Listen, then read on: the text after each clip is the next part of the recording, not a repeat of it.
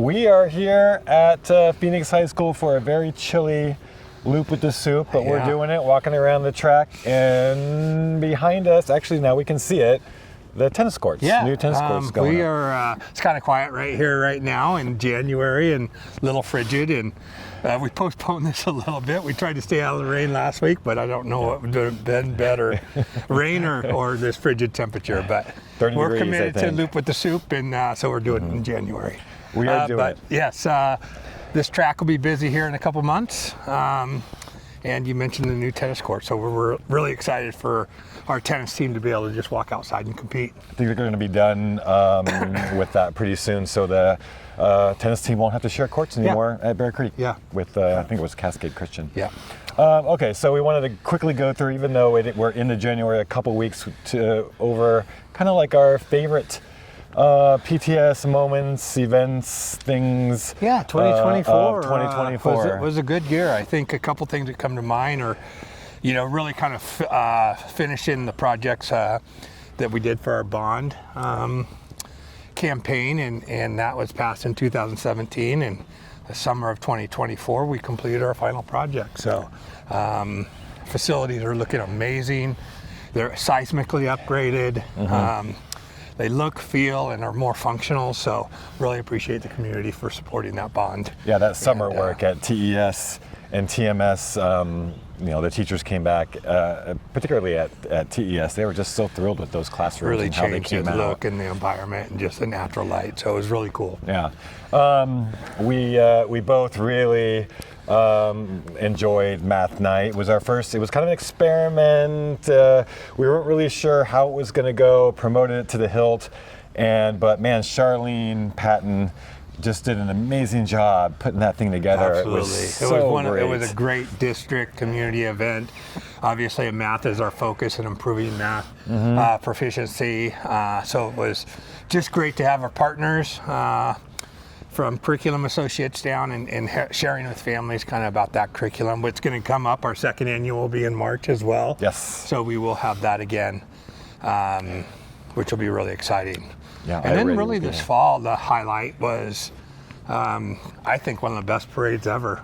Yeah, that was so for fun. homecoming week. That's always a great time of year, and so much participation. It was an amazing evening weather-wise, so that helped. It just worked out perfectly. A fantastic community event. Yeah, so everybody showed up, and it was so loud and exciting, and this is the feel. We all came back. I remember that night getting back from that, back at the district office, we all felt like, wow, people really came out and were into it this year. Pretty cool. Fun. Yeah, appreciate the partnership with the city and ODOT, and it takes a lot to kind of do that. And but yeah, that was a good 2024. So now on to 2025. Yes, and the first month of the year is annually a month where we celebrate school boards across the country. It's School Board Appreciation Month, and how about our board? We have an incredible school board. They've all been together now, gosh, I think since I've been here in 2021, same group, and they're just so active. And that is such an important part of school boards that a lot of people don't realize how much they represent your district at different functions around the state. Absolutely, and that's been the case for many years in our district, and our school board is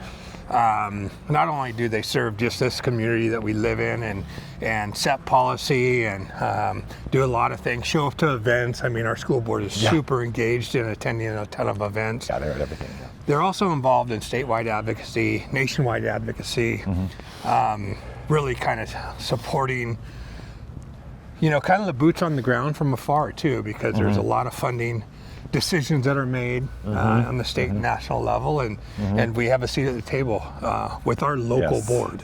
Yes. And it's an unpaid position, lots of volunteer hours, and we're should feel very fortunate to have a tremendous board. Yeah, and it's interesting. That just thought of this that yesterday.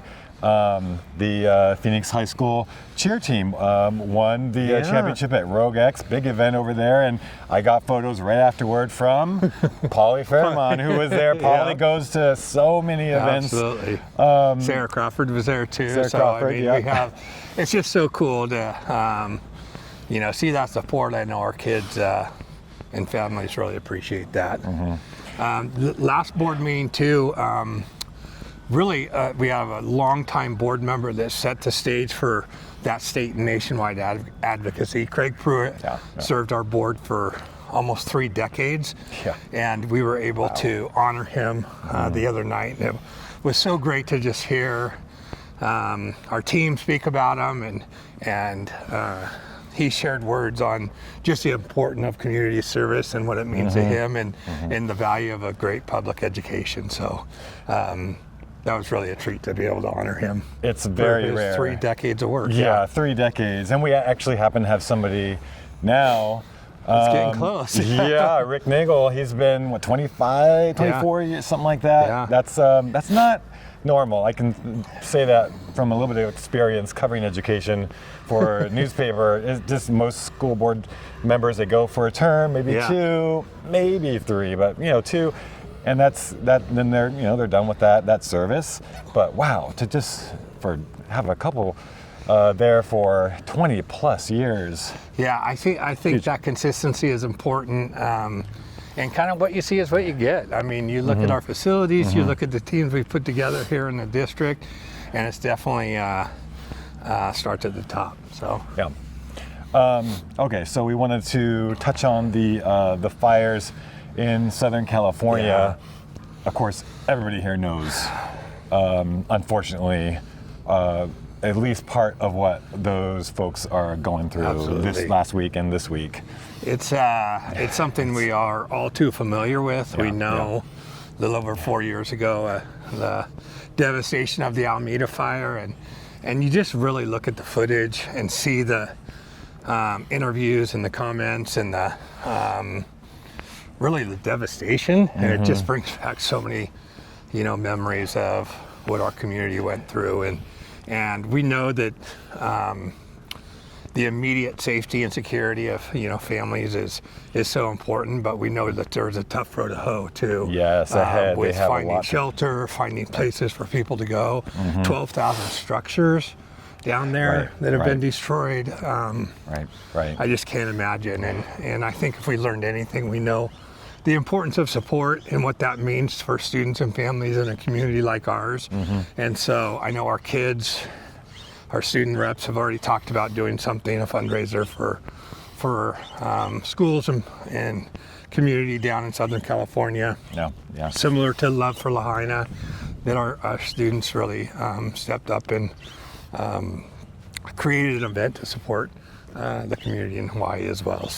And we'll make sure and let everybody know, let our families know if that's something that is organized by our senior leaders. They did mention that at the school board meeting on Thursday, and just be aware also that when things like this happen, when tragedies like this happen, there are always scammers out there. So we just wanted to mention, you got to be careful and make sure and do a little bit of research before you do your due diligence, and hopefully if we do something here, we'll make sure that's a safe way to help support as well.